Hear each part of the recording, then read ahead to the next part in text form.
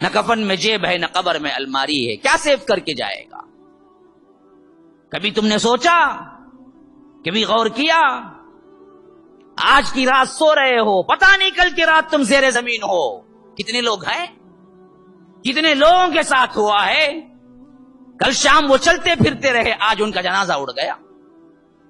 کل شام وہ آ کر اپنے گھروں میں کیا مست رہے، آج ان کا جنازہ اڑ گیا۔ کل شام وہ کیا ہے، اپنے آپ میں اپنے کاموں میں مصروف رہے، آج ان کا جنازہ اڑ گیا۔ وہ حالت تمہارے ساتھ نہیں پیش آ سکتی؟ کوئی گارنٹی لے کے آئے ہو رب سے کہ ابھی اس عمر میں ہم نہیں مریں گے، 30 سال تک ہمیں موت نہیں آئے گی، 40 سال تک ہمیں موت نہیں آئے گی؟ نا، تو ہمیں تو اصل میں کیا ہے، یقین ہوتا تو پھر یہ حالت نہیں ہوتی۔ ہمیں مرنا ہے ایک دن، حساب دینا ہے ایک دن، اور اللہ تبارک و تعالی سب سے پہلا حساب تو تمہارے وقت کا لے گا نا جی۔ کیا کیا، کیا کر کے آئے، مدت جو ملی اسی سے تو حساب ہے۔ لمبی عمروں کی کیا ہے، دعائیں کیا ہے، بہت بڑی سمجھی جاتی ہیں۔ اللہ 100 سال جی، خوش ہو جاتا، 100 سال جیا تو 100 سال کا حساب بھی تو دینا ہے نا۔ ہاں، 100 سال کی زندگی ملی تو پھر 100 سال کا حساب بھی تو آنا ہے۔ اللہ تجھے مال دولت میں برکت دے، دولت میں برکت دے برابر، لیکن پھر اس کے بعد حساب بھی تو دینا ہے نا۔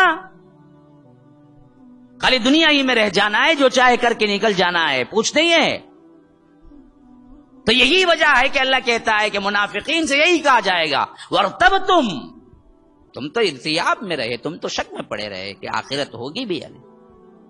اور چوتھی جو سب سے بڑی چیز تمہارے اندر آئی وہ کیا، وَغَرَّتْكُمُ الْأَمَانِيُّ، تمہارے خواب، تمہاری امیدوں نے تمہیں دھوکے میں ڈالے رکھا۔ یہی ہے اصل چیز۔ انسان کو لمبی امیدیں نے جتنا غارت کیا، اتنا کسی اور چیز نے غارت نہیں کی۔ یہی امیدیں ہیں جو آخرت سے آپ کو کیا ہیں، آیات سے نکال لے آتی ہیں۔ اسی لیے رب نے فرمایا کہ وَغَرَّتْكُمُ الْأَمَانِيُّ، تمہاری امیدیں تمہیں دھوکے میں ڈال گئی۔ میں یہ کر لوں گا، میں وہ کر لوں گا، پورا پلان سیٹ کر کو رکھتا، 60 سال میں یہاں رہوں گا، اتنے گھر رہیں گے۔ تجھے 60 سال ملے تو نہ رہیں گا، تو تقدیر میں تو 40 سال میں جانے والا ہے نا، تو کہاں سے 60 سال رہیں گا؟ تو ہے تو نہ پلان بنا، پلان بنا تو آخرت کا بنا۔ دنیا کا پلان رب بنا چکا ہے، وہ تجھے بنانے کی ضرورت نہیں ہے۔ ہاں، من کان یرید الآخرۃ، جو آخرت چاہتا ہے اس کے لیے اللہ نے کہا، لیکن جو دراصل کیا ہے، دنیا چاہتا ہے تو اس کی دنیا بن چکی ہے،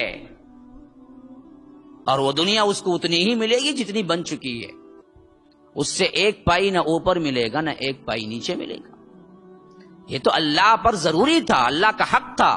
وما من دابۃ الا علی اللہ رزقها، ہر جاندار، ہر متنفس، ہر سانس لینے والا، اس کی رزق کی ذمہ داری اللہ نے کہا کہ یہ میری ذمہ داری ہے، میں اسے کھلانا پلانا، کیونکہ میں نے پیدا کیا اس کو، یہ ذمہ داری میری ہے۔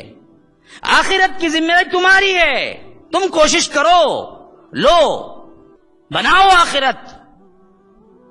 ومن اراد الآخرۃ وسعى لها سعيها وهو مؤمن فاولئک کان سعیهم مشکورا، جو آخرت کے لیے کوشش کرتا ہے اور ایمان کی حالت میں کوشش کرتا ہے، وہ کوشش اصل میں کامیاب کوشش ہے۔ تو تم نے لمبی امیدیں لگا کے رکھی، میں ایسا کروں گا، میں ویسا کروں گا، میں یوں کروں گا، میں وہ کروں گا، میں گھر بناؤں گا، یہاں تک کہ کیا ہوا، حتی جاء امر اللہ، یا رب کیا عکاسی کی گئی ہے، دیکھو تم اس دنیا کی امیدوں میں لگے رہے، مجھے یہ ہونا ہے، مجھے وہ ہونا ہے، مجھے یہ کرنا ہے، یہاں تک کہ رب کا حکم آ پہنچا، یعنی موت آ گئی۔ تم ابھی امیدوں میں لگے ہوئے تھے، موت آ گئی۔ وغرکم باللہ الغرور، تو ہوا کیا، سب سے بڑے دھوکے باز نے تمہیں دھوکے میں ڈالے رکھا، شیطان یا دنیا، دونوں میں سے۔ جب وہاں جا کے پکڑ ہوئی موت کی، اس وقت چیخنے لگی، چلانے لگی، ارے ایک مرتبہ تو ایکسکیوز نہیں ہوگا کیا؟ اس کا نقشہ مومنون میں اللہ کھینچتا ہے. حتی اذا جاء احدکم الموت قال رب ارجعون. جب تم میں سے کسی ایک کی موت کا وقت آتا ہے تو وہ تڑپنے لگتا ہے، کہتا ہے کہ مجھے پلٹا دو، مجھے لوٹا دو، مجھے آنا نہیں ہے مجھے رب کے پاس، میں نے کچھ تیاری نہیں کی ہے، مجھے واپس لوٹا دو. رب ارجعون. کیوں جی؟ کیوں واپس جانا ہے؟ بزنس میں کوئی کمی رہ گئی، کمانے میں کوئی کمی رہ گئی؟ نہ.